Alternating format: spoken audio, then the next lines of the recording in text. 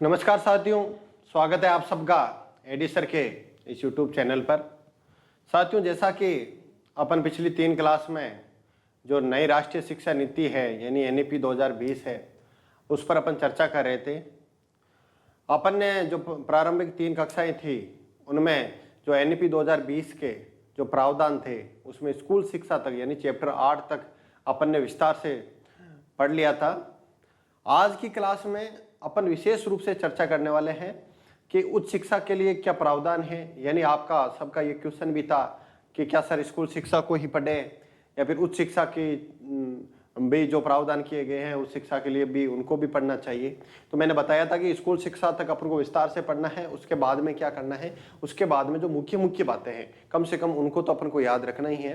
तो मैंने आपके लिए ये काम थोड़ा आसान कर दिया है कि आगे उच्च शिक्षा के लिए यानी भाग 2 भाग 3 में जिसमें अपन अन्य विचारणीय मुद्दे पढ़ेंगे जैसे व्यावसायिक शिक्षा, प्रौढ़ शिक्षा, और भाग 4 यानी क्रियान्वयन की रणनीति, उनकी जो मुख्य मुख्य बातें हैं उनको पीपीटी में ऐड कर दिया है। अब अपन चैप्टर वाइज ना पढ़ के अब क्या करेंगे, जो मुख्य बातें हैं उनको एक बार अपन विस्तार से चर्चा कर लेंगे। इसके अलावा इस क्लास में जो अपना सेकेंड पोर्शन होगा वो पोर्शन होगा जो राजस्थान ने जो, क्योंकि आपके जो रीट का सिलेबस है उसमें ये भी लिख रखा है एनईपी 2020 राजस्थान के संदर्भ में, तो संभावना है कि एनईपी 2020 के बेसिक क्वेश्चन के साथ साथ एक आध क्वेश्चन है जो राजस्थान के संदर्भ में आ जाएगी, किस प्रकार राजस्थान ने एनईपी 2020 का क्रियान्वयन किया है।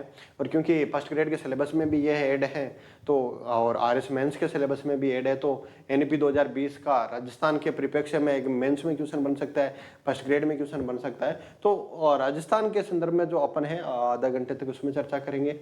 फिर मैंने एक काम ये किया है आपके लिए कि आज तक यानी 2020 से 2025 तक एनईपी 2020 के क्रियान्वयन में यानी एनईपी 2020 के क्रियान्वयन में जो नए नए क्या कार्यक्रम लॉन्च किए हैं, बहुत सारी परियोजनाएं लॉन्च की है, पोर्टल लॉन्च किए हैं, यानी वो है एनईपी 2020 का ही पार्ट। तो अपन को क्या कोई भी टॉपिक इंपॉर्टेंट और ज्यादा बन जाता है जब क्या वो करंट में रिलेवेंस में हो, क्योंकि ये क्या एनईपी 2020 वर्तमान में चर्चा में भी है। तो मैंने क्या किया कि एनईपी के संदर्भ में यानी एनईपी के संदर्भ में जितने भी करंट अपडेट है, क्या करंट अपडेट है, उन सबको इस क्लास में शामिल कर लिया। इसीलिए इस क्लास में टाइम लगा था, 2-3 दिन का जो देरी हुई वो वजह यही थी कि मैं चाहता था कि इस टॉपिक में आपको कुछ और एफर्ट्स नहीं लगाने पड़े, यानी किसी और पर डिपेंड नहीं रहना पड़े, यानी आज तक की जो भी करंट है वो सबको मैंने शामिल कर लिया है। इसमें मैंने किया क्या है, जैसे जो पीआईबी है, जो प्रेस इंफॉर्मेशन ब्यूरो है गवर्नमेंट ऑफ इंडिया का, इसकी साइट पर 2 दस्तावेज आए। एक तो जो एनईपी 2020 का ड्राफ्ट था उसकी तो अपन ने चर्चा करेंगे, उसकी तो कर ली लगभग चर्चा। फिर क्या, जैसा अभी 5 साल हुए एनईपी 2020 को, यानी 29 जुलाई 2025 को क्या इसके 5 साल हो गए। तो 5 साल पर एक जो अखिल भारतीय जो शिक्षा समागम हुआ था नई भारत मंडपम नई दिल्ली में, तो उसके संदर्भ में एक दस्तावेज जारी किया गया। एक एनईपी 2020 से 2025 के बीच में किस प्रकार से आउटकम आए हैं, यानी इसके क्या परिणाम रहे, उसकी एक रिपोर्ट आई है। तो वो 8-10 पेज की रिपोर्ट है, वो मैं बता देता हूं आपको कि क्यों अपन को ऑफिशियल डॉक्यूमेंट पर इतना विश्वास करना चाहिए या फिर ऑफिशियल डॉक्यूमेंट पर अपन को इतनी चर्चा करनी चाहिए। कारण क्या था, तो अपन चर्चा करते हैं कि आरपीएससी सवाल कहाँ से पूछ रही है, किस किताब से पूछ रही है, लेकिन वास्तविकता में आरपीएससी या फिर अधीनस्थ बोर्ड है, कोई भी जो पेपर सेटर होगा वो सबसे ज्यादा, उसके लिए ऑथेंटिक सोर्स क्या होगा, उसके लिए ऑथेंटिक सोर्स होगा ऑफिशियल वेबसाइट होगी, ऑफिशियल कोई डॉक्यूमेंट हो गया या फिर किसी भी डिपार्टमेंट की साइट हो गई। तो एनईपी 2020 के लिए कोई अलग से ये तो है नहीं कि एनसीईआरटी ने कोई अलग से सिलेबस में इसको अलग उसके लिए कोई विवरण तैयार किया है। तो ये है अपने ऑफिशियल शिक्षा विभाग की वेबसाइट पर। और पीआईबी जो प्रेस इंफॉर्मेशन ब्यूरो होता है, जिस प्रकार से राजस्थान की सरकार की योजनाएं होती है, राजस्थान सरकार के कोई भी कार्यक्रम होते हैं उनके लिए क्या सूचना जारी होती है, उसी प्रकार से पीआईबी है जो क्या करती है, भारत सरकार के ऑफिशियल जो भी दस्तावेज है उनका प्रेस रिलीज करती है, उनको जारी करती है। तो पीआईबी की जो साइट है उस पर ये डॉक्यूमेंट तैयार है क्या, तो अपन को इस डॉक्यूमेंट को पढ़ना अपने लिए बहुत ज्यादा आवश्यक हो जाता है। इसका देखो हेडिंग क्या है कि क्लासरूम ऑफ चेंज, यानी क्लासरूम में किस प्रकार से चेंज आई है। एनईपी 2020 और स्कूली शिक्षा का नया युग, यानी ये 2025 28 जुलाई 2025, इसको एनईपी वाले पोर्शन में भी पढ़ना है अपन को, करंट वाले पोर्शन में भी पढ़ना है। क्यों पढ़ना है? क्योंकि इसमें वो सब चीजें हैं कि 2020 से 2025 तक एनईपी के क्रियान्वयन के लिए क्या क्या किया गया है। जैसे इसमें अपन पढ़ेंगे आगे अलग अलग बातें कि इसका क्या आउटकम आए, क्या ये इसमें बेसिक दे दिया, आगे देखना आप। जैसे इसमें पढ़ोगे कि ईसीसी में क्या नए नए परिवर्तन आए, एफएलएन के लिए क्या प्रयास किया और उनका क्या आउटकम आया, यानी क्या रिजल्ट रहा है। जैसे ई जादुई पिटारा, अब ये क्या एनईपी 2020 का पार्ट है, लेकिन अपन नहीं पढ़ते, सवाल वो यहाँ से दे देगा कि जो जादुई पिटारा है ये क्या है, ये क्या एआई बोर्ड है। एआई बोर्ड आधारित क्या है, बच्चों के लिए जो फाउंडेशनल लिटरेसी की अपन बात करते हैं उनके लिए 3 प्रकार के इसमें, जैसे एक तो कथा सखी है, एक टीचर तारा है, एक पेरेंट तारा है, इन 3 अलग अलग प्लेटफॉर्म लॉन्च किए। तो वो सीधा क्वेश्चन देगा कथा सखी क्या है, टीचर तारा क्या है, पेरेंट तारा है क्या है, और अपन पूरी एनईपी 2020 को पढ़ लिया, लेकिन उसके बाद में भी ये क्वेश्चन नहीं कर पा रहे। तो इसमें आरपीएससी की गलती नहीं है, ये गलती अपनी है कहीं ना कहीं, कि अपन अगर आरपीएससी ने एनईपी 2020 दे दिया और अपन को पता है कि ये टॉपिक करंट में रिलेवेंट है, तो उस पर जितना भी करंट बनता है आगे पीछे 2025 तक, यानी कम से कम पिछले 5-6 महीने का, और जो बड़ी बड़ी बातें हैं पिछले 4-5 साल की, निपुण भारत की बात करेंगे अपन, निष्ठा की बात करेंगे अपन, प्रेरणा की प्रोग्राम की बात करेंगे, विद्यांजलि कार्यक्रम की बात करेंगे, एक विद्या प्रवेश की है जिसके तहत राजस्थान में जो रेडीनेस कार्यक्रम है वो जो महत्वपूर्ण है, उसमें अपन 10-15 मिनट चर्चा करेंगे क्या है रेडीनेस कार्यक्रम। तो वो सब क्या है, वो सब है एनईपी 2020, यानी एनईपी 2020 का क्रियान्वयन।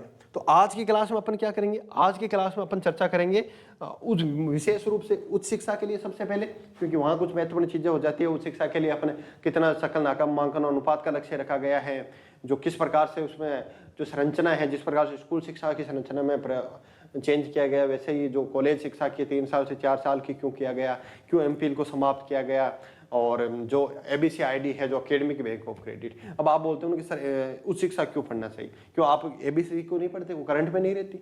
अब एक बार आप खुद सोचिए कि आपको जो एबीसी आईडी है यानी एकेडमिक बैंक ऑफ क्रेडिट, इसके बारे में जानकारी होनी चाहिए या नहीं होनी चाहिए।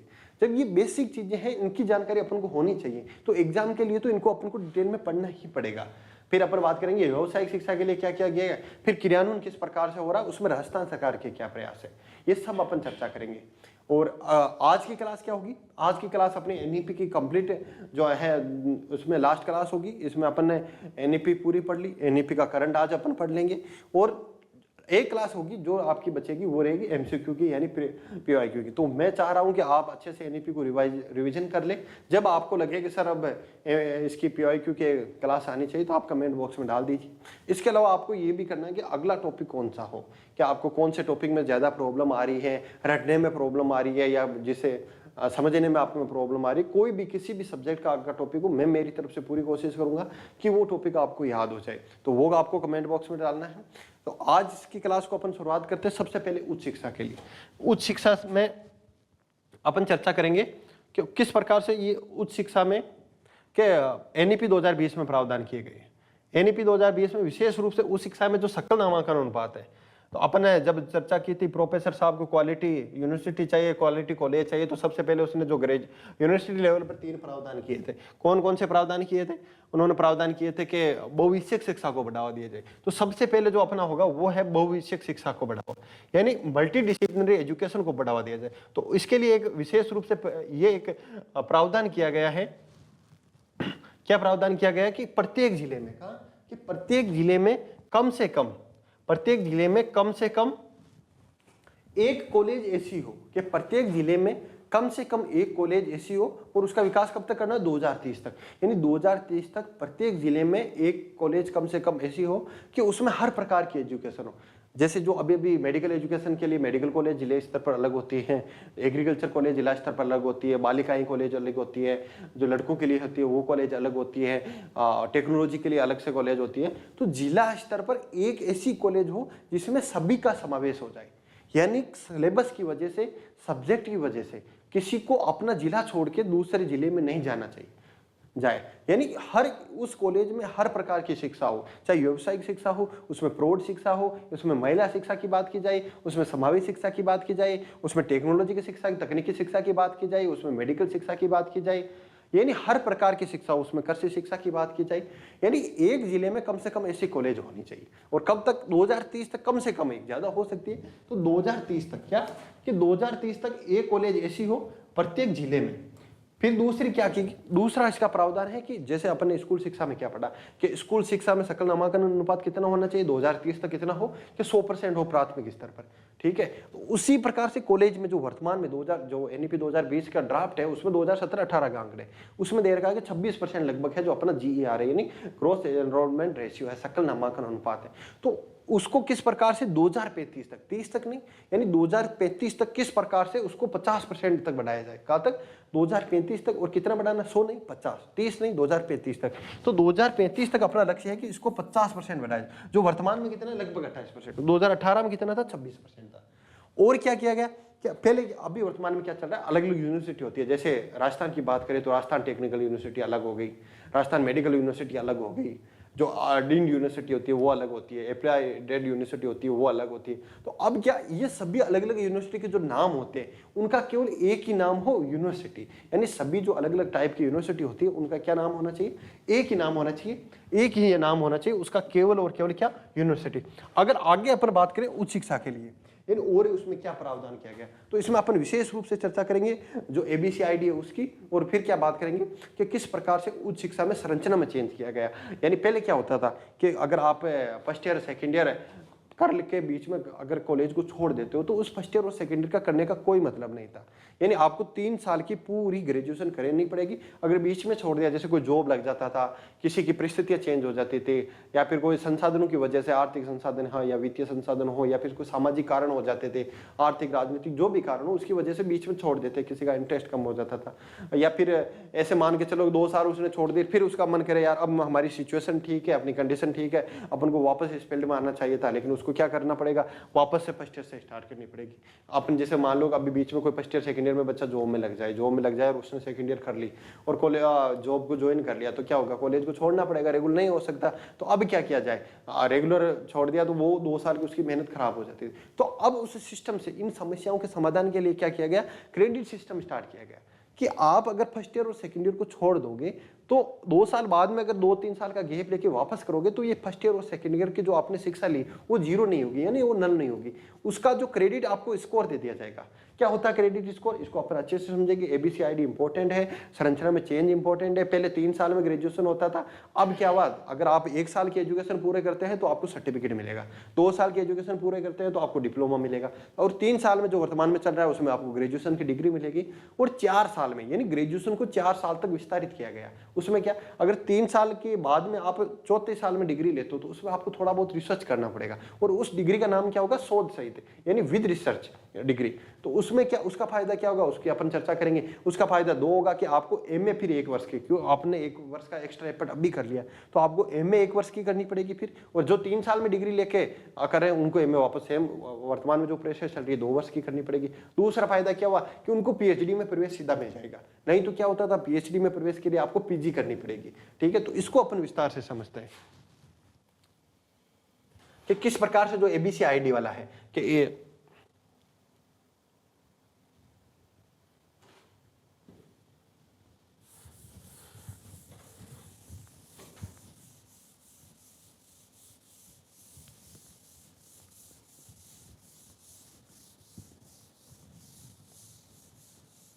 देखो एबीसीआईडी क्या है, सबसे पहले इसकी फुल फॉर्म में आपको याद होनी चाहिए।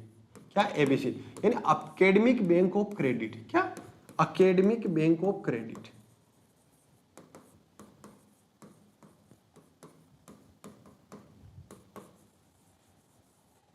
क्या, अकादमिक बैंक शाखा। क्या है, अकादमिक जो बैंक है ना उसका क्रेडिट है, अंक है, स्कोर है। अब देखो क्रेडिट का मतलब क्या होता है, आपको इसको देसी एग्जांपल से समझो किस प्रकार से। बैंक में अपन क्या करते हैं, अपना जो भी एक्स्ट्रा होता है उसका क्रेडिट कर देते हैं और वापस क्या उसको डेबिट कर लेते हैं। मान लो कि जैसे मान लो ये बैंक है, बैंक में क्या करते हैं, अपना जो भी अपना एक्स्ट्रा पैसा होता है उसको क्या करते हैं, पता है, अपन क्रेडिट कर देते हैं। क्रेडिट कर देते हैं। जैसे 1 साल का, 2 साल का, 3 साल का, 4 साल का, अपन को ब्याज उस हिसाब से मिलता है। 1 साल का होगा तो आपके अलग अलग जैसे बैंक की स्कीम होती है, 1 साल का होगा तो आपको इतना ब्याज मिलेगा। 2 साल के लिए अगर आप एफडी करा रहे हो तो ऐसे, 3 साल के करे हो तो ऐसे, एफडी पर अलग मिलेगा, आरडी पर अलग अलग करता है। तो उसी प्रकार से ये एक क्या है, अपनी कॉलेज की बैंक है। क्या है, ऐसे मान के चलो कॉलेज की बैंक है जिसमें आपको क्या दिया जाएगा, स्कोर दिया जाएगा। यानी सीधी सी बात है, अपना ही मार्कशीट है, ये ऑनलाइन मार्कशीट है। मान लो ये क्या है, आपकी कॉलेज है। कॉलेज, इसमें क्या अब व्यवस्था की गई 4 वर्षीय ग्रेजुएशन की। कितनी? 4 वर्षीय ग्रेजुएशन की। एक first year, second year, third year, और इसमें फोर्थ ईयर में इसमें क्या होगा, रिसर्च होगा। तो उसमें अब क्या प्रावधान किया गया कि अगर आप 1 साल करते हो तो आपको एक फिक्स स्कोर दे दिया जाएगा, यानी फिक्स क्या कर दिया जाएगा, आपको अंक दे दिया। यानी 1 साल आपने पास कर ली तो इधर तो क्या मिलेगा आपको, सर्टिफिकेट। क्या मिलेगा, सर्टिफिकेट मिलेगा। और इसके मान लो जैसे फिक्स कर दिया 4 सालों के 40 तक, यानी 40 फर्स्ट ईयर के, 40 सेकेंड ईयर के, 40 थर्ड ईयर के, 40 फोर्थ ईयर के, फिर 40 कितने हो गए, पीजी के हो गए, यानी 200 अंक के टोटल हो गए। तो यहाँ 40 कर दिया, यहाँ 40 कर दिया, यहाँ 40 कर दिया, यहाँ 40 कर दिया, ठीक है। और पीजी के फिर 2, वो टोटल मिला के 200 हो गए, ठीक है। तो एक बंदा क्या करा, उसने फर्स्ट ईयर की, यानी फर्स्ट ईयर करते उसको इधर तो क्या मिल गया, डॉक्यूमेंट के रूप में, तो उसको मिल गया सर्टिफिकेट। और क्रेडिट कितना मिल जाएगा, उसको मिल जाएगा 40 का क्रेडिट। तो मान लो ये था, उसका क्रेडिट आईडी होगी ये मिस्टर, जैसे मनीष, मिस्टर मनीष, इसकी क्रेडिट आईडी ये है। इसमें उसका पूरा रिकॉर्ड होगा, फर्स्ट ईयर का, सेकेंड ईयर का, थर्ड ईयर का, फोर्थ ईयर का, पीजी की फर्स्ट ईयर का, यानी MA first year, MSc first year, second year, PhD की फर्स्ट ईयर, पीएचडी की सेकंड ईयर, उसके आगे कोई करता है तो वो इसमें इसकी सामान्य पूरी जानकारी होगी, उसकी डीओबी होगी, इसकी जो एंट्री डेट है, यानी कॉलेज में उसने एडमिशन कब लिया, एडमिशन टेस्ट की होगी, एडमिशन डेट होगी, एग्जिट डेट होगी, वो सब इसमें शामिल होगा, ठीक है। अब क्या किया, जैसे मैंने फर्स्ट ईयर के बाद में मन बना लिया कि अपन फर्स्ट ईयर के बाद में अपन को पढ़ाई वढ़ाई नहीं करनी, मोह माया है, फालतू में कोई मतलब नहीं है, जिंदगी में ऐसा आराम करेंगे। क्या करेंगे, ऐसा आराम करेंगे। तो मैंने फर्स्ट ईयर करके छोड़ दिया, फर्स्ट ईयर करके छोड़ दिया, मेरे जो 40 अंक तो मिल गए। कितने मिल गए मुझे, ये 40 अंक मिल गए।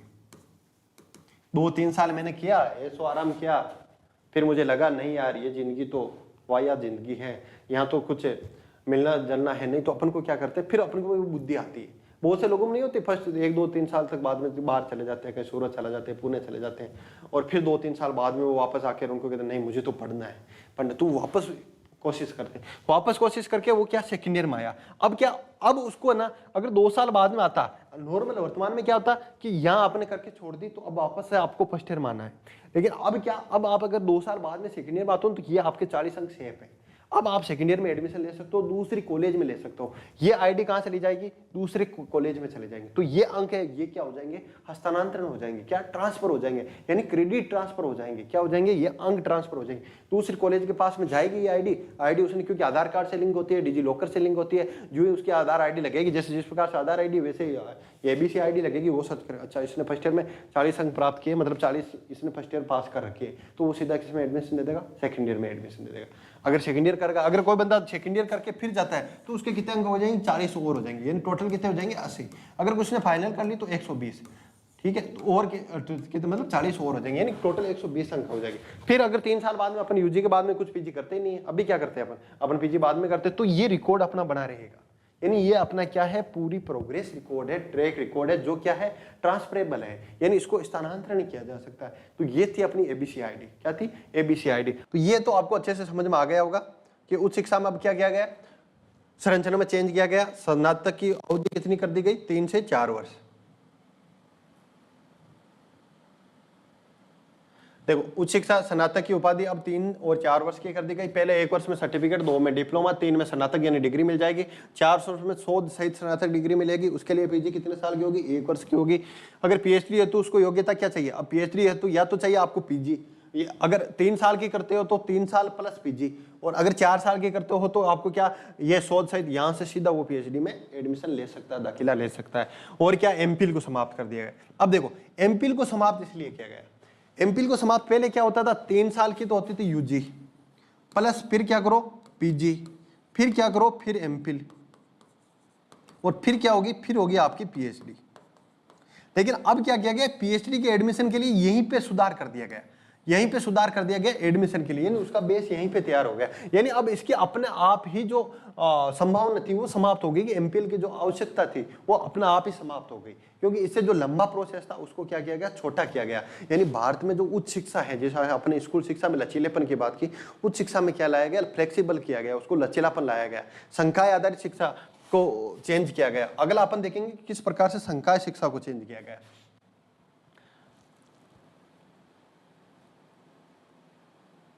ये अपन ने पढ़ लिया। अब अपन पढ़ेंगे कि किस प्रकार से जो संकाय की शिक्षा है, तो एबीसीआईडी अपन ने पढ़ लिया, अकादमिक क्रेडिट बैंक, क्रेडिट के आधार पर आपको डिग्री मिलेगी, आपका पूरा का पूरा जो शिक्षा का एजुकेशनल रिकॉर्ड रहेगा वो उस पर रहेगा इस उच्च शिक्षा के लिए, ठीक है। फिर एक संस्था की स्थापना की जाएगी, उसको नाम शॉर्ट में बोलते हैं मेरू, यानी मल्टी डिसिप्लिनरी एजुकेशन में क्या करना है, अपन को शोध करना है, यानी multi disciplinary education and research university, इसकी स्थापना की जाएगी। ये क्या होगा, एक मॉडल यूनिवर्सिटी होगी। क्या होगी, मॉडल, यानी मॉडल एक पब्लिक यूनिवर्सिटी होगी जिसकी तर्ज पर अन्य यूनिवर्सिटी इसमें मानक को, इसके मानों को आधार मान के क्या करेगी, अपने आप में सुधार करेगी, अपने आप को प्रगति की ओर ले जाएगी। ये क्या होगी, जिस प्रकार से जैसे अभी वर्तमान में रिसर्च क्या किया जाएगा, अभी वर्तमान में आईआईटी और आईआईएम, भाई भारत की आईआईटी अच्छी मानी जाती है, आईआईएम अजीब। अगर अपन वर्ल्ड रैंकिंग की बात करें तो उसमें हमेशा टॉप 3 में आईआईटी रहती है, एक आईआईएस जो इंडियन इंस्टीट्यूट ऑफ साइंस वो रहती है, और क्या रहती है, आईआईएम रहती है। कभी भी जो ये अपनी यूनिवर्सिटी है, एजुकेशनल यूनिवर्सिटी, जैसे अपन कभी भी आरयू की उनमें बात नहीं करते, डीयू की, जेएनयू की बात जो लिस्ट होती है उसमें लास्ट में आता है। तो इन्हीं की तर्ज पर, यानी जिस प्रकार से आईआईटी और आईआईएम में भारत का नाम है, किसमें, जो टेक्नोलॉजी की एजुकेशन है, मैनेजमेंट की एजुकेशन है, उसी की तर्ज पर क्या किया जाएगा, अब जो सामान्य जो या पारंपरिक शिक्षा पद्धति है उसमें सुधार किया जाएगा। उसके लिए एक मेरू की स्थापना की जाएगी। इसकी फुल फॉर्म क्या होगी, बहुविषयक शिक्षा व शोध विश्वविद्यालय, ठीक है। इसके अलावा क्या किया जाएगा कि भारत की जो एजुकेशन है उसको ग्लोबल एजुकेशन से किस प्रकार से जोड़े, तो इसके लिए भारत की कुछ यूनिवर्सिटीज को ग्लोबल में, यानी विश्व में स्थापित किया जाएगा, जैसे सिंगापुर, तंजानिया में किया भी था। और जो विश्व की 100 यूनिवर्सिटीज, टॉप 100 यूनिवर्सिटीज है, क्या वर्ल्ड की टॉप 100 यूनिवर्सिटी है, उनके कार्यालय भारत में खोले जाएंगे, ताकि भारत में क्या, जो ग्लोबल एजुकेशन है, जो अपन वैश्वीकरण की बात करते हैं, टेक्नोलॉजिकल एजुकेशन की बात करते हैं, तकनीकी जो हस्तांतरण है किस प्रकार से हो, शिक्षा का हस्तांतरण किस प्रकार से हो, उसकी अपन बात करते हैं। तो उसको बढ़ावा देने के लिए विश्व के 100 शीर्ष यूनिवर्सिटी, विश्व की संख्या निर्धारित की गई, वो भारत में स्थापित की जाएगी। और भारत की कुछ यूनिवर्सिटीज हैं जो कहाँ स्थापित की जाएगी, वो विश्व के अन्य अलग अलग देशों में स्थापित की जाएगी। इससे क्या होगा, ग्लोबल एजुकेशन को बढ़ावा मिलेगा, भारत की शिक्षा का विश्व की शिक्षा के साथ क्या होगा, एकीकरण होगा, समावेशन होगा। और क्या किया गया, और अपन चर्चा करते हैं कि किस प्रकार से स्वायत्तता दी जाएगी।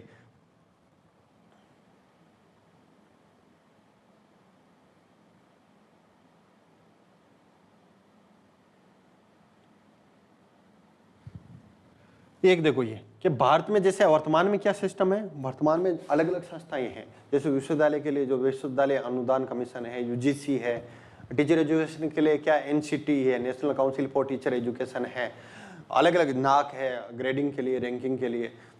तो इन सब को समाप्त करके अब एक ही उच्च शिक्षा आयोग की स्थापना की जाएगी। क्या, हायर एजुकेशन के लिए एक ही आयोग का स्थापना की जाएगी, उसको बोलते हैं भारत में उच्च शिक्षा आयोग। क्या, रेगुलेशन के लिए, किसके लिए, रेगुलेशन की। एक तो क्या जाएगा, भारत में शिक्षा में क्या किस प्रकार से नवाचारों को बढ़ावा दे। चैप्टर नंबर 17 में अपन ने पढ़ा था कि भारत में शिक्षा में क्या कि रिसर्च की कमियां हैं, नवाचार की कमी है। तो रिसर्च को बढ़ावा देने के लिए क्या कि एक एनआरएफ, नेशनल रिसर्च फाउंडेशन, इसका क्या काम होगा, ये क्या करेगा, ये फंडिंग करेगा। क्या अगर कोई रिसर्च करना चाहते हैं, जैसे अभी क्या करते हैं अपन पीएचडी करते हैं तो अपन को पीएचडी में स्कॉलरशिप मिलती है, मेंटरशिप मिलती है आगे, इसमें ये क्या करेगा, मेंटर का काम करेगा। और क्या करेगा, ये रेगुलेटर का काम करेगा, इसका काम करेगा, रेगुलेशन का काम करेगा। और क्या करेगा, ये ग्रांट देगा, अलग अलग यूनिवर्सिटी को अनुदान देगा कि भाई किसी भी जो उभरते क्षेत्र है, यानी इमर्जिंग जो फील्ड है, जैसे टेक्नोलॉजी है, आर्टिफिशियल इंटेलिजेंस है, मशीन लर्निंग है, जैसे उभरते क्षेत्र 21वीं सदी के साथ जो नई शिक्षा की मांग है, एजुकेशन टेक्नोलॉजी शिक्षा की बात है, तो उसमें क्या करेगा, ये इनोवेशन को बढ़ावा देगा, रिसर्च को बढ़ावा देगा। उसी प्रकार से एक संस्था एनआरएफ की अपन चर्चा कर ली, दूसरी संस्था है कि पूरी उच्च शिक्षा की रेगुलेशन के लिए, रैंकिंग के लिए, अनुदान के लिए, मानक को निर्धारण करने के लिए जो अलग अलग संस्थाएं बनी गई है, जैसे नाक बनी हुई है रैंकिंग के लिए, और क्या बनी हुई है, टीचर एजुकेशन के लिए एनसीटीई बनी है, national council for teacher education, अनुदान के लिए यूजीसी बनी है। इन सबको समाप्त करके एक ही आयोग को स्थापित किया जाए ताकि समावेशन हो, जो रेगुलेशन है वो आसान हो जाए। तो इसके लिए किसकी स्थापना की जाएगी? HECI, भारत उच्च शिक्षा आयोग की। किसकी? भारत उच्च शिक्षा आयोग की। इसके अंतर्गत 4 संस्थाएं होगी। किसके लिए? रेगुलेशन के लिए होगी NHERC, जो एक्रीडेशन है यानी रैंकिंग के लिए है, ग्रेडिंग के लिए वो होगी NAAC, और अनुदान के लिए हायर एजुकेशन ग्रांट कमीशन यानी अनुदान के लिए HEGSC, और जो स्टैंडर्ड तय करने के लिए, मानक निर्धारण करने के लिए वो जनरल एजुकेशन काउंसिल। यानी 4 संस्थाएं होगी। इनके अपन अलग से चर्चा करते हैं कि कौन कौन सी 4 संस्थाएं होगी। उच्च शिक्षा के लिए क्या होगा? सबसे पहले होगा उच्च शिक्षा के लिए हायर एजुकेशन जो आयोग है, क्या? Commission for higher education commission of India, Bharat उच्च शिक्षा आयोग। वो किसके लिए होगा?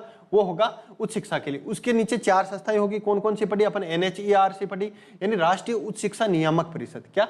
राष्ट्रीय उच्च शिक्षा नियामक परिषद, राष्ट्रीय उच्च शिक्षा नियामक परिषद, national higher education regulatory council, ये होगी प्रत्यानयन के लिए यानी रैंकिंग के लिए, वो होगी नेशनल एक्रीडेशन कमीशन, और अनुदान के लिए क्या होगी? हायर एजुकेशन ग्रांट काउंसिल, और क्या जो स्टैंडर्ड तय करने के लिए वो होगी GEC यानी जनरल जो एजुकेशन काउंसिल है। ये अलग अलग मानक निर्धारण तय करेगी, मानक का निर्धारण करेगी। इसका काम क्या होगा? रेगुलेशन, प्रत्यानयन, वित्त पोषण और स्टैंडर्ड सेटिंग। तो रेगुलेशन के लिए कौन सी होगी? NHERC, प्रत्यानयन के लिए क्या होगी? NSC होगी, वित्त पोषण के लिए ग्रांट के लिए क्या होगी? HEGSC होगी, और स्टैंडर्ड को सेटिंग करने के लिए क्या होगी? GSC होगी। और उच्च शिक्षा में क्या किया जाए? और उच्च शिक्षा में क्या किया जाए कि जो ये यूनिवर्सिटी है उनको सबको ऑटोनोमस कर दिया जाए। यानी वर्तमान में क्या होती है, जैसे MDSU यूनिवर्सिटी के तहत अलग अलग कॉलेज हैं, ठीक है, तो वर्तमान में कुछ यूनिवर्सिटी जो ऑटोनोमस है तो उनकी क्या, उनकी जो शिक्षा में रैंकिंग है वो सामान्य यूनिवर्सिटीज होती है उनकी बजाय क्या अच्छी है। तो क्यों न सभी यूनिवर्सिटी को क्या कर दिया जाए? ऑटोनोमस कर दिया जाए। और वो किसके अधीन रहेगी? वो सीधी भारत में जो उच्च शिक्षा आयोग है इसके अधीन रहेगी, ना कि अलग अलग यूनिवर्सिटीज के अधीन। तो उनको क्या कर दिया जाए? स्वायत्ता दी जाए, यानी 15 वर्षों में, अगले 15 वर्षों में चरणबद्ध रूप से उनको क्या कर दिया जाएगा? ऑटोनोमस कर दिया जाएगा। जैसे अपन ऑटोनोमस यूनिवर्सिटी बढ़ते हैं, जैसे जयपुर में सुबोध है, सुबोध कॉलेज, उसमें क्या होता है उनको सिलेबस वगैरह वो जो पैटर्न होते हैं वो क्या कर दे? अपने अनुसार निर्धारित करते हैं। एग्जाम जैसे उसमें सेमेस्टर सिस्टम लागू था, उसी सेमेस्टर सिस्टम को जो ऑटोनोमस यूनिवर्सिटी में चलता था अब हर यूनिवर्सिटी में लागू कर दिया गया। यानी उनका जो अच्छा क्रियान्वयन था उसको अब सभी यूनिवर्सिटी में लागू किया जा रहा है। और क्या किया जाए? जो स्ट्रीम लेवल पर है उसमें भी स्वायत्त कर दिया जाए। क्या इसमें भी छात्र के लेवल पर स्वायत्त उसको ऑटोनोमस कर दिया जाए कि बच्चों को पर छोड़ दिया जाए कि वो एक तो फ्लेक्सिबल कर दिया जाए कि BSc के साथ BA का कोई सब्जेक्ट ले, और कॉलेज में भी स्वायत्ता दे दी जाए, उसको जो चाहिए वो सब्जेक्ट को लागू करवा सकते हैं। उसे क्या होगा? उस क्षेत्र विशेष के अनुसार कि जैसे कोई भी राजस्थान में अपन बात करें अलग अलग क्षेत्र, जैसे पश्चिमी क्षेत्र में मान लो अगर जल संसाधन पर रिसर्च करना है, एग्रीकल्चर के लिए वहाँ अनुकूल जलवायु है, क्लाइमेट है, तो उसको बढ़ावा दिया जा सके, यानी क्षेत्र विशेष के अनुसार बढ़ावा दिया जा सके। अब अपन चर्चा करेंगे उच्च शिक्षा के आगे व्यावसायिक शिक्षा की। किसकी?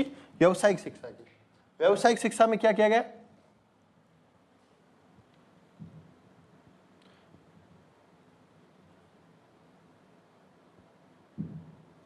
स्वास्थ्य जो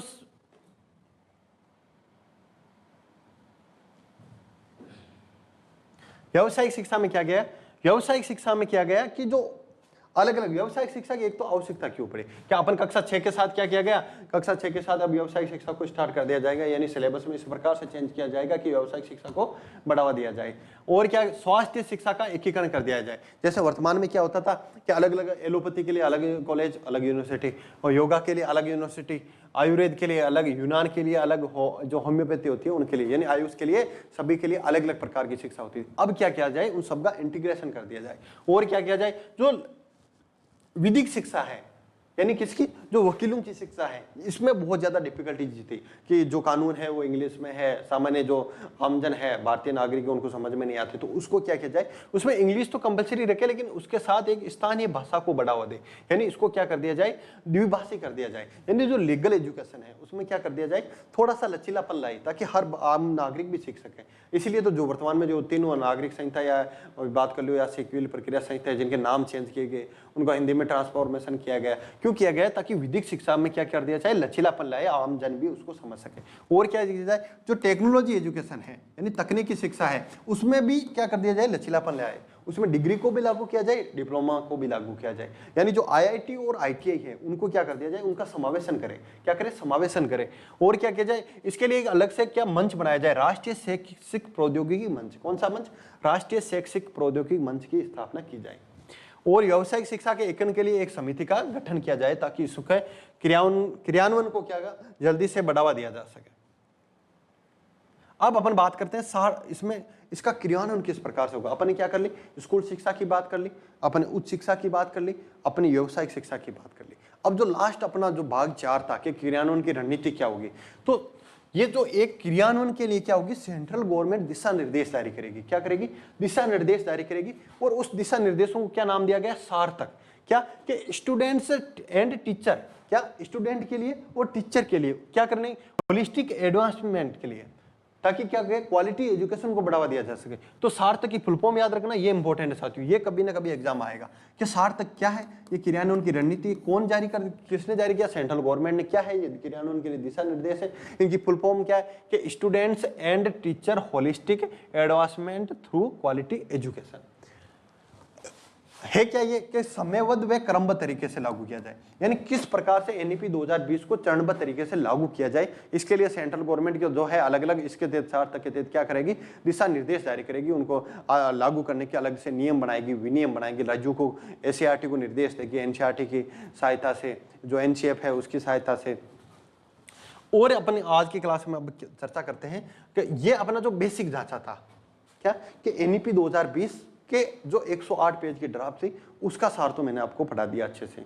अब क्या करना है, अब आपके लेकर रखा राजस्थान के परिप्रेक्ष्य में। तो राजस्थान सरकार ने क्या प्रयास किए, किसके लिए, ताकि NEP 2020 का क्रियान्वयन किस प्रकार से हो, किस प्रकार से इसको आसानी से लागू किया जा सके। तो स्कूल शिक्षा के लिए क्या क्या है, उच्च शिक्षा के लिए क्या क्या है, तो अपन इसमें विशेष रूप से चर्चा करने वाले हैं कि स्कूल शिक्षा के लिए क्या करेंगे। इसमें सबसे इंपॉर्टेंट चीज है जो एक रेडीनेस कार्यक्रम है, क्या विद्या प्रवेश का कार्यक्रम है, रेडीनेस कार्यक्रम, उसकी चर्चा करेंगे। और इसके अलावा जो 6-7 छोटे छोटे फैक्ट है वो आपको याद रखना है। बाद में अपन जो आज का जो मैंने ड्राफ्ट दिखाया था कि 2 लागू हुआ था, यानी करंट चीजें, करंट की जो चीजें हैं आज तक की करंट, उस पर अपन चर्चा करने वाले हैं। तो राजस्थान सरकार ने क्या किया, SCF का विकास, यानी 2022 से 2024 तक SCF के विकास के लिए RACIT यानी राजस्थान की जो राज्य शैक्षिक अनुसंधान परिषद है जो उदयपुर में, इसका स्थापना कब हुई थी, नवंबर 1978 में मल्होत्रा समिति थी उसकी सिफारिश पर। ये RACIT क्या करेगी कि ये 4 अलग अलग प्रकार के क्या बनाएगी, स्टेट जो करिकुलम फ्रेमवर्क है वो बनाएगी। 4 कौन कौन से, स्कूल एजुकेशन के लिए अलग से, किसके लिए कि स्कूल एजुकेशन के लिए अलग से, जो ECC को बढ़ावा दिया गया NEP 2020 में उसके लिए अलग से फ्रेमवर्क, यानी विशेष प्रकार से, जैसे छोटे बच्चों के लिए अलग से फ्रेमवर्क बनाएगी, स्कूल एजुकेशन के लिए अलग से बनाएगी, और टीचर एजुकेशन के लिए एक फ्रेमवर्क बनाएगी, किस प्रकार से जो टीचर एजुकेशन है उसको बढ़ावा दिया जाए, उनका होलिस्टिक डेवलपमेंट किस प्रकार से किया जाए। और किसके लिए, जो एल्डर एजुकेशन है यानी प्रौढ़ शिक्षा है, प्रौढ़ शिक्षा, उसके लिए जो चैप्टर नंबर अपन ने 21 पढ़ा था उसमें क्या प्रौढ़ शिक्षा को किस प्रकार से बढ़ावा दे, तो इनके लिए क्या कौन बनाएगी, RACIT बनाएगी। और कितने, 4 तो हैं जो SCF है, लेकिन इन 4 SCF के लिए 3 समितियां राज्य सरकार ने गठित की है। क्या कि राज्य सरकार द्वारा 4 तो SCF का निर्माण करेगी, लेकिन 4 SCF के लिए कितनी समितियां, 3, याद रखना, कंफ्यूज हो जाओगे। 4 तो SCF है और 3 समितियां हैं, क्योंकि जो अर्ली चाइल्डहुड केयर एजुकेशन है और स्कूल एजुकेशन यानी एक कक्षा प्री स्कूल से लेके 12वीं तक के लिए एक ही समिति ज्वाइंट कमेटी का गठन किया गया। इसके अलावा एक टीचर एजुकेशन के लिए कमेटी का गठन किया है और एक अडल्ट एजुकेशन के लिए कमेटी का गठन किया है। लेकिन जो ये RACIT है तो ये किसी की हेल्प तो लेगी, तो इसने क्या किया है, 7 डाइट, यानी जो हर जिले में एक डाइट होती है, तो उस समय 33 जिले थे, 33 जिले में से 7 डाइट को ये काम दिया गया। कौन कौन सी डाइट थी ये याद रखना है, तो 2 तो याद रखनी ये वाली,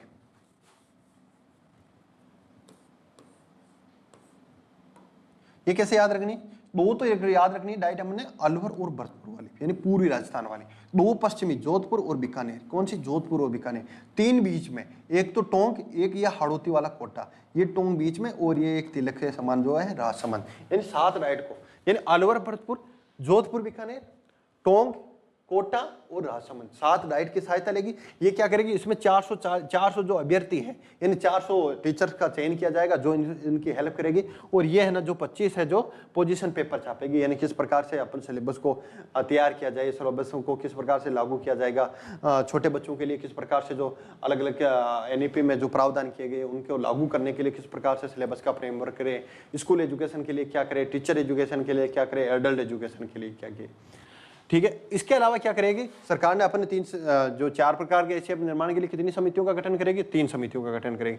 इसके अलावा राजस्थान सरकार ने क्या प्रयास किए, राजस्थान सरकार ने जो अर्ली चाइल्डहुड केयर एजुकेशन है, क्या अर्ली चाइल्डहुड केयर एजुकेशन है, उसके क्षमता संवर्धन के लिए यानी कैपेसिटी बिल्डिंग के लिए क्या करेगी कि यूनिवर्सिटी की जो यूनिसेफ है, जो अंतर्राष्ट्रीय संस्था है जो बच्चों को एजुकेशन को उनके स्वास्थ्य को बढ़ावा देती है, यूनेस्को के तहत जो यूनिसेफ है उसकी सहायता से राजस्थान में जो 33 जिले हैं, उस समय के 33 जिले, उसके 38,000 कितने 38,000 जो अर्ली चाइल्डहुड केयर एजुकेशन के टीचर है या फिर मेंटर है, उनको क्या किया जा रहा है, प्रशिक्षण दिया जा रहा है। कौन से ऐप पर, दीक्षा ऐप पर। किस पर, कि दीक्षा ऐप पर यूनिसेफ की सहायता से कितने जिले, 33 जिलों के कितने मास्टर या मेंटर, 38,000। ये आंकड़े याद रखना, किसी भी क्वेश्चन में कथन में आराम से अलग से दे सकते हैं।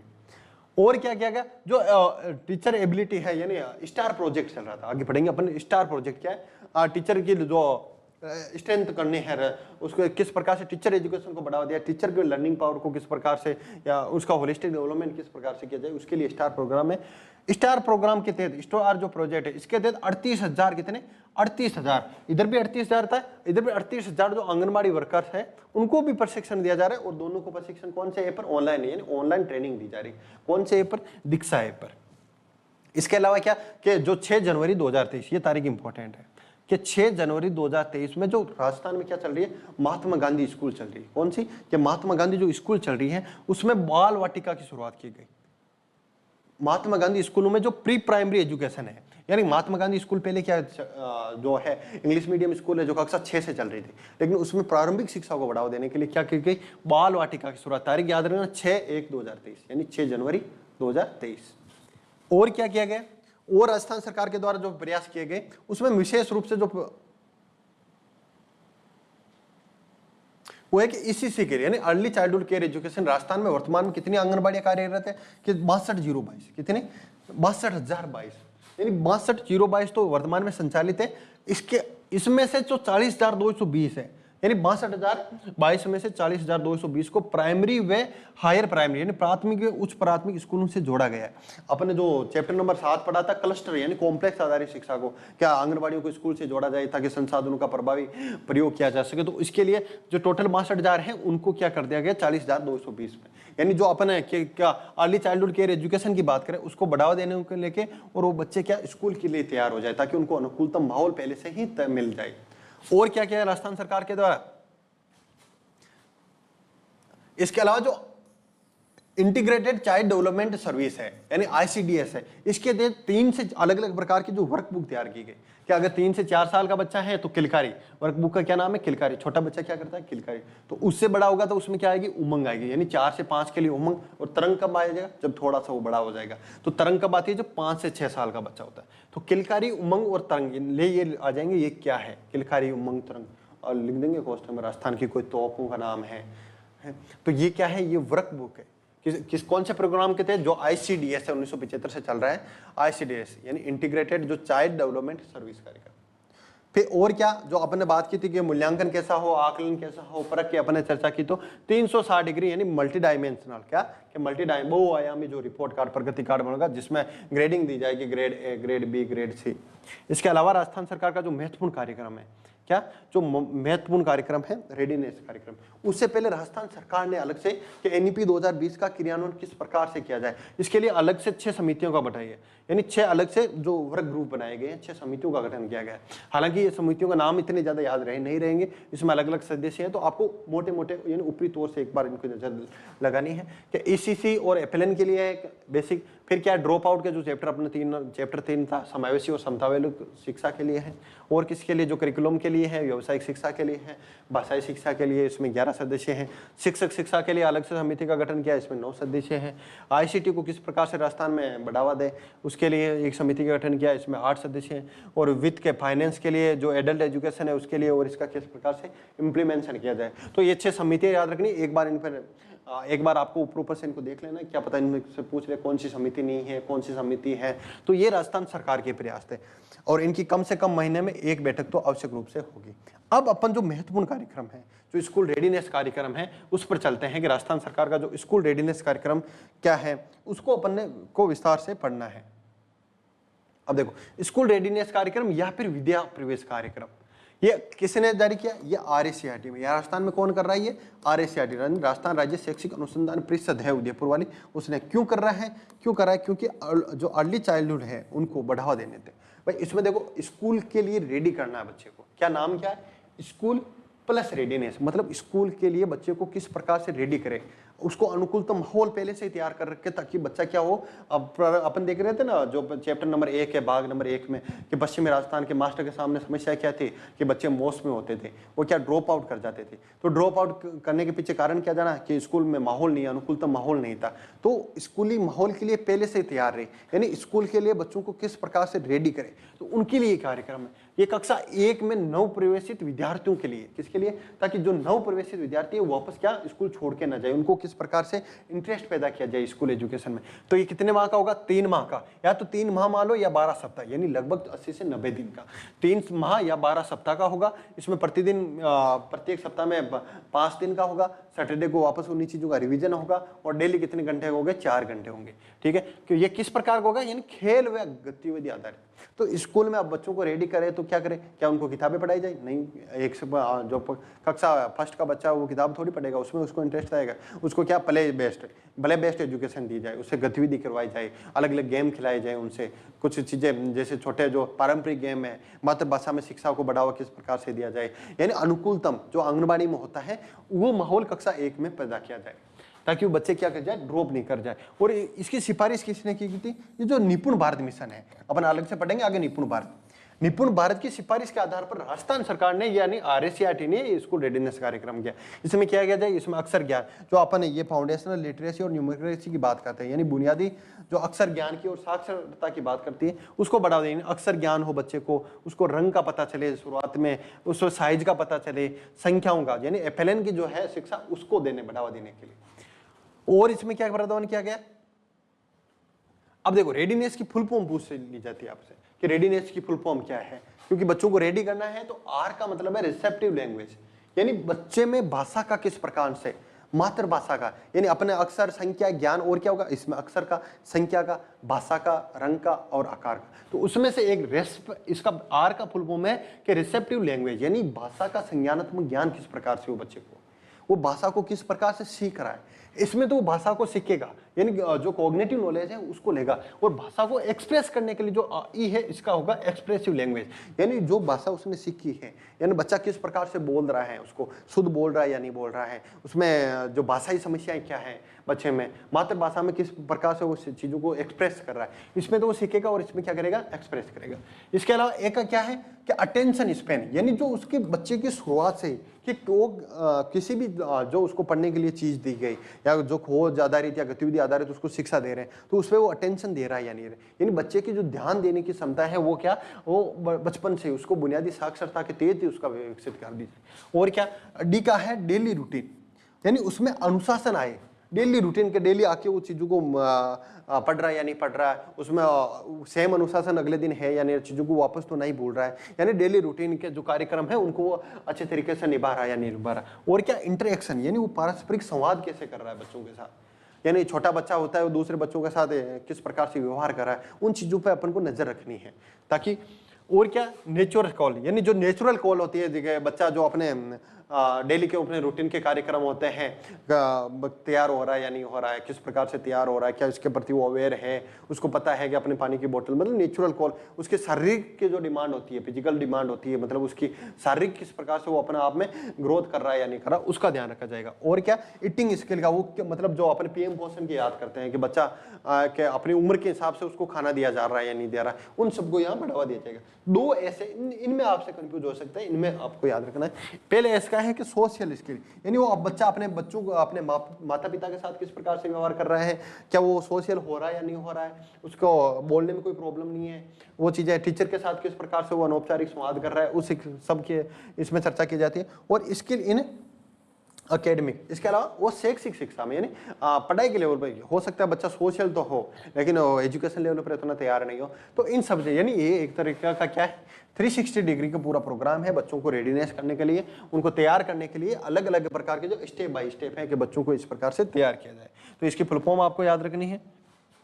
और इसमें क्या याद रखना है, इसका उद्देश्य क्या, वही विद्यालय वातावरण से बच्चों को जोड़े ताकि वो ड्रॉप आउट नहीं करे। और क्या, जो अपने FLN की बात की, बुनियादी साक्षरता और अक्षर ज्ञान की, संख्या ज्ञान की बात की, वो दी जाए। और क्या, पारिवारिक व औपचारिक शिक्षा दी जाए, किस प्रकार से पारिवारिक शिक्षा, देखो परिवार में तो बच्चा सीख लेता है, लेकिन औपचारिक जैसे स्कूल में जाएगा तो औपचारिक शिक्षा मिलेगी, अनौपचारिक से औपचारिक में दोनों में क्या किस प्रकार से समन्वय स्थापित किया जाए, उसको बढ़ावा देने के लिए जो वीक बच्चे हैं उनको औपचारिक शिक्षा की मुख्य धारा में लाना, जो सामाजिक और आर्थिक रूप से पिछड़े हैं या फिर दिव्यांग बच्चे हैं, उनको क्या औपचारिक शिक्षा की जो मुख्य धारा से किस प्रकार से जोड़ा जाए, और क्या नामांकन को बढ़ाया जाए और ड्रॉप आउट की जो संख्या है उसको कम किया जाए। इसके अलावा जो पेडालॉजी होती है उसके जो 3 आयाम होते हैं, उसमें क्या कि बच्चे भी किस प्रकार से तैयार हो, इस कार्यक्रम का उद्देश्य यही है कि बच्चे को अपन को तैयार करना है ताकि बच्चा ड्रॉप आउट नहीं करे, विद्यालय को तैयार हो तक कोई बच्चे का क्या हो, सर्वांगीण विकास हो कि विद्यालय में पूरे संसाधन है या नहीं है, विद्यालय जो बच्चों की जो टीचर है या नहीं है, उसमें वित्तीय संसाधन है या नहीं है, पोषण के लिए उसमें उपयुक्त प्रावधान किए गए हैं नहीं है, और क्या परिवार किस प्रकार से तैयार है कि परिवार बच्चों को जो शिक्षा होती है उस प्रकार की शिक्षा दे रहा है या नहीं दे रहा है, क्या वो स्कूल भेज रहा है या नहीं भेज रहा है, मतलब बच्चे भी तैयार हो, परिवार भी तैयार हो और विद्यालय तैयार हो। यानी ये 3 डायमेंशन है इसकी जो शिक्षा शास्त्र है कि कोई भी बच्चा आगे कब बढ़ेगा, जब बच्चा खुद तैयार हो, उसका परिवार तैयार हो और विद्यालय, तीनों मिलकर बच्चे का विकास करे तो ही बच्चा आगे बढ़ेगा। और क्या, इसकी अवधि अपने बात कर ले 3 माह या 12 सप्ताह, प्रत्येक सप्ताह कितने 5 दिन, शनिवार को क्या 19 चीजों का वापस रिवीजन होगा, पुनरावृत्ति होगा, और डेली कितने घंटे, 4 घंटे। तो इसमें से कोई ये इंपॉर्टेंट है, इसकी एक लाइन इंपॉर्टेंट है, उद्देश्य भले आपको याद नहीं रहे क्योंकि बेसिक उद्देश्य वो आप याद कर सकते हो, बाकी चीजें आपको एक एक याद होनी चाहिए। इनमें से एक क्वेश्चन बन सकता है कि बच्चे तैयार हो गए, कोई लिख दे शिक्षक तैयार हो, इनमें से आ जाएगा एक क्वेश्चन। यहाँ पे ये अवधि वाला ये पूरा अपन को अच्छे से याद रखना, कितने माह है, 3 माह या 12 सप्ताह, 12 × 7 कितने, 84 दिन, 3 माह में 90 दिन, तो 84 से 90 दिन का कार्यक्रम है ये। प्रत्येक सप्ताह 5 दिवस, 4 यहाँ 4 घंटे हैं, 5 दिवस है, इनमें वो आपको कन्फ्यूज कर सकता है। शनिवार को कौन सा दिवस होगा, रिवीजन का दिवस होगा। इसके अलावा अपन को क्या याद रखना है,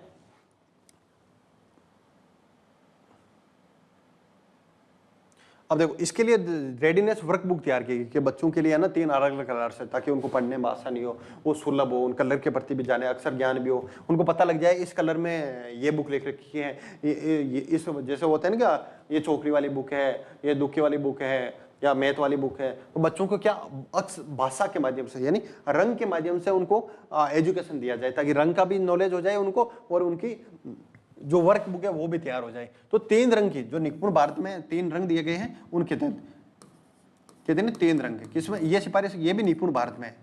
आगे अपन पढ़ेंगे निपुण भारत क्या है, उसके जो 3 विकासात्मक लक्ष्य हैं उसी के अनुसार 3 बुक तैयार किए गए, एक आसमानी बुक, एक गुलाबी और एक हरी बुक। जो आसमानी बुक है वो है हेल्थ एंड वेलबींग के लिए, यानी स्वास्थ्य के लिए बच्चों को किस प्रकार से जागरूक किया जाए, छोटे बच्चों को स्वास्थ्य शिक्षा के प्रकार से उनको किस प्रकार से वो जो है अपन कहते हैं पहला सुख निरोगी काया हो, वो एजुकेशन किस प्रकार से उनको दी जाए। और क्या जाए ये इफेक्टिव वो कम्युनिकेशन किस प्रकार, अपन ने अभी पढ़ा था रेडीनेस में कि जो इंटरेक्शन है वो किस प्रकार से वो बच्चे के जो स्वादात्मक शैली में वो दूसरे बच्चों के साथ किस प्रकार से इंटरेक्शन कर रहा है, वो चीज़ें यहाँ पे बताई जाएगी। और क्या कि वो इन्वॉल्व कहता हो, मतलब लर्नर मतलब वो किसी भी चीज़ को सीखे तो उसमें वास्तव में इन्वॉल्व है या नहीं है, उसका उसमें वास्तव में इंटरेस्ट है या नहीं, यानी वो किसमें उसमें कितना इन्वॉल्व है, यानी खुद कितना इंटरेस्ट ले रहा है आगे से, या फिर टीचर पढ़ा रहा है वैसे पढ़ रहा है या फिर खुद भी उसमें रुचि ले रहा है। तो इन तीनों के एज के लिए अलग से 3 वर्कबुक तैयार की गई है और इनका आकलन है जो मंथली होगा, और मंथली आकलन के बाद में परसेंटेज न देके उसको ग्रेड दी जाएगी, क्या A ग्रेड, B ग्रेड और C ग्रेड।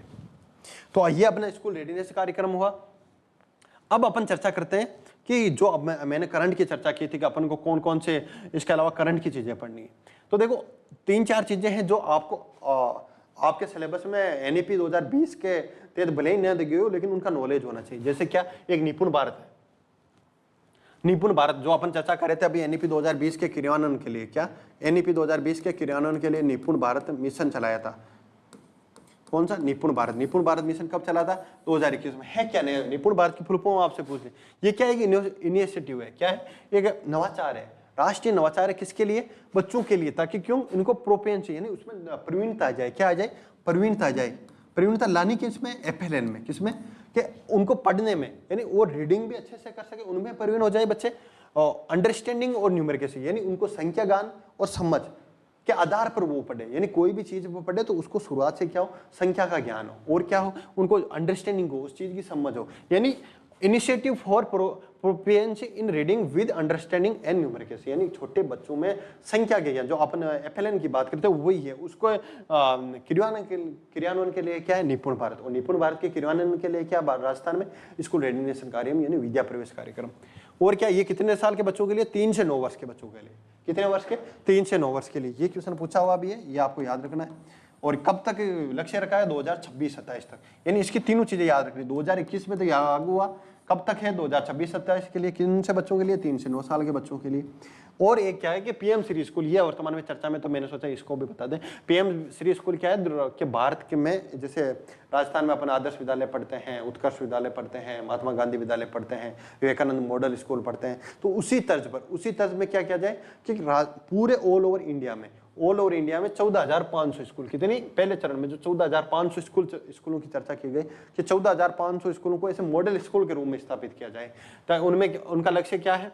2022-23 से 2026-27 तक 14,500 स्कूलों का लक्ष्य है। और इसका जो वित्त का अनुपात है केंद्र और राज्य के बीच में, वो 60 और 40 का अनुपात है। जो पहाड़ी राज्य है उनके लिए 90 और 10 का अनुपात है। और जो यूटीज है उनके लिए 100% केंद्र सरकार द्वारा फंडिंग की जाती है इसमें। तो ये पीएम श्री स्कूल याद रखना है, एनईपी जो निपुण भारत मिशन को याद रखना है।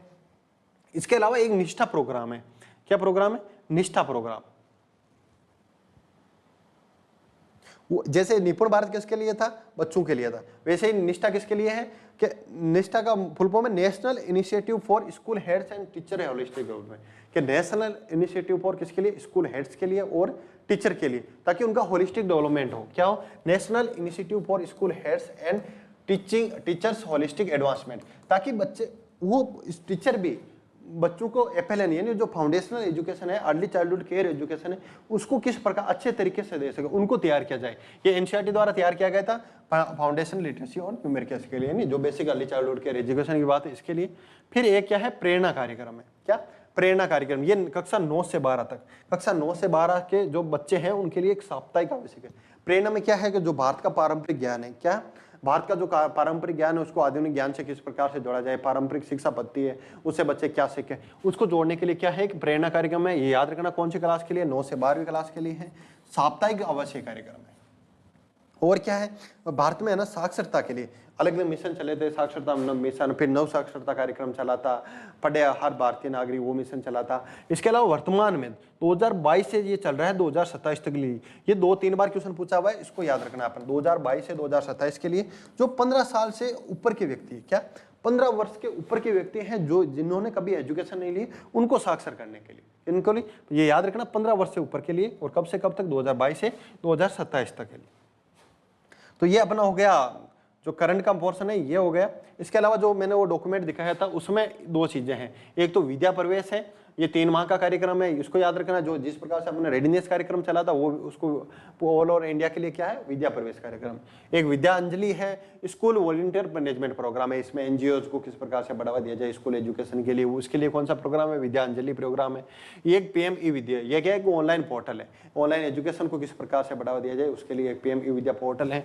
इसके अलावा वर्तमान में जो आज तक की करंट की मैं बात कर रहा था, जो अखिल भारतीय शिक्षा समागम 2025 का, यानी जिस पर ये कब हुआ था? एक तो 29 जुलाई 2025 को, के जो हर वर्ष यानी जो शिक्षा नीति अपनी लागू हुई 29 जुलाई 2020, तो उसके वर्षगांठ पर हर वर्ष ये कार्यक्रम होता है। इस बार वाला 2025 वाला कार्यक्रम कहाँ हुआ था?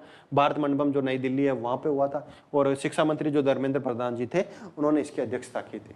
तो ये आपका एनईपी 2020 का जो बेसिक चीजें थी इसके अलावा अपन करंट की चीज़ें की भी पढ़ ली।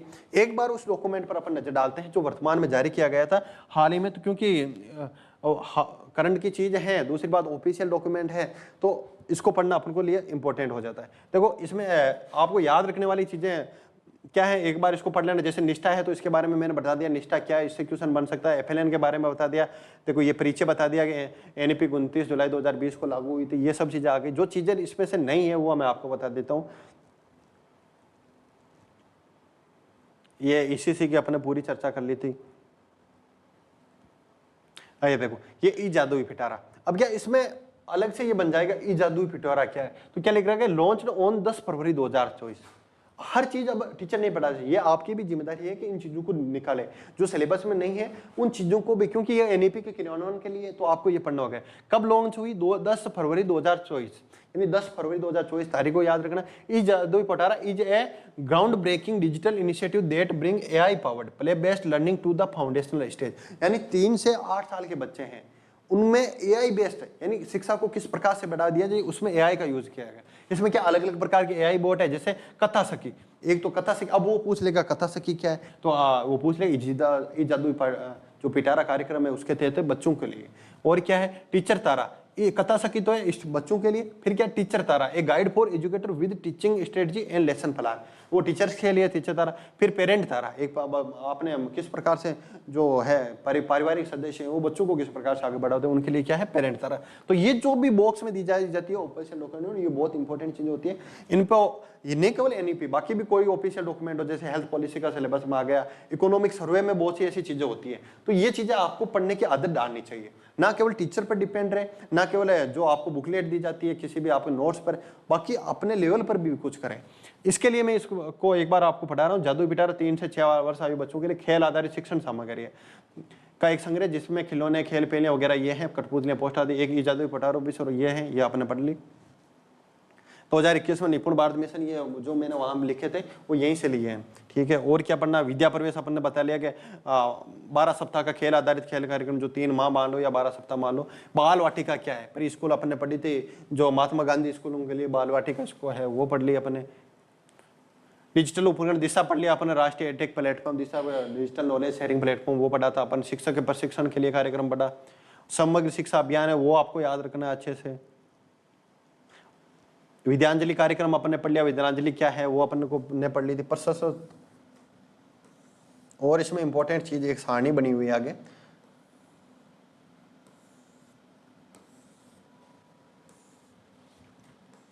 ये देखो दिशा आपने पढ़ लिया था किस प्रकार है। दिशा क्या है, digital infrastructure for knowledge sharing, ये अपन ने पिछली क्लास में पढ़ा था अच्छे से।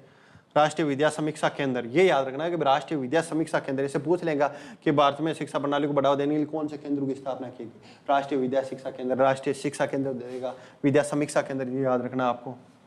पीएम ई विद्या के तहत 200 जो डीटीएच टीवी चैनल है देश भर के सभी छात्रों के लिए गुणवत्ता से, भाई टीवी के माध्यम से, डीटीएच चैनल के माध्यम से, तो कितने 200, कौन सी योजना, देखो पीएम ई विद्या। तो ये छोटी छोटी चीजें यहाँ से वो क्वेश्चन पूछ सकता है, क्योंकि ये इंपॉर्टेंट चीजें।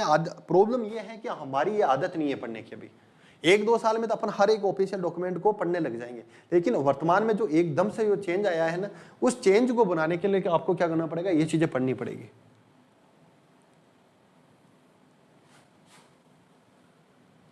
अब देखो गुणवत्तापूर्ण शिक्षा शिशु को सशक्त बनाना, यह इंटीग्रेटेड अपन देखो निष्ठा पढ़ा था। क्या निष्ठा, national initiative for school heads and teacher holistic advancement, ये निष्ठा प्रशिक्षण पढ़ लिया। इसमें देखो 14 लाख में अधिक शिक्षकों पर से, अब आरपीसी तो यही क्वेश्चन पूछ लेते कितने लाख शिक्षकों, लेकिन वो चीजें अपन से नहीं पढ़ी जा सकती, इतनी हर चीज याद नहीं रहेगी, पढ़ भी लेंगे तो, लेकिन कम से कम जो इंपॉर्टेंट चीजें वो तो पढ़े। ये परख पढ़ा था अपन, परख क्या है, performance assessment review and analysis of knowledge for holistic development 2020 में, ये 2000 एनईपी 2020 के थे। अब देखो 2024 के इसमें आंकड़े दे दिए, इन चीजों को भी अपन को पढ़ना चाहिए एक बार के लिए। अब देखो ये पूरी योजना अपने पढ़ी थी, यहाँ से मैंने वो चीजें उठाई, पीएम श्री स्कूल क्या है, समग्र शिक्षा अभियान क्या है, प्रेरणा कार्यक्रम क्या है, उल्लास कार्यक्रम क्या है, निपुण भारत मिशन पढ़ा अपन, NMM and NPST national mission for monitoring focus on providing, ये तो मॉनिटरिंग के लिए इतने इंपॉर्टेंट है। विद्या प्रवेश अपने पढ़ लिया, विद्यांजलि पढ़ लिया, दीक्षा पढ़ लिया, और क्या पीएम विद्या पढ़ लिया, निष्ठा पढ़ लिया, पीएम पोषण अभियान अपन पढ़ते हैं बच्चों को जो पोषण के लिए दिए जा रहे हैं।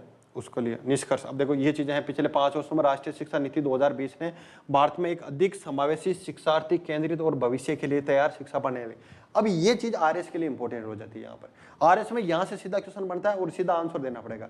ये निष्कर्ष अपन लिखते हैं कि किस प्रकार से इसका प्रभाव बचपन से लेकर उच्च शिक्षा तक सीखने के हर चरण में सार्थक सुधारों के माध्यम से दिखाई देता है, जो कि छात्रों और शिक्षकों को परिवर्तन के केंद्र में रखते हैं।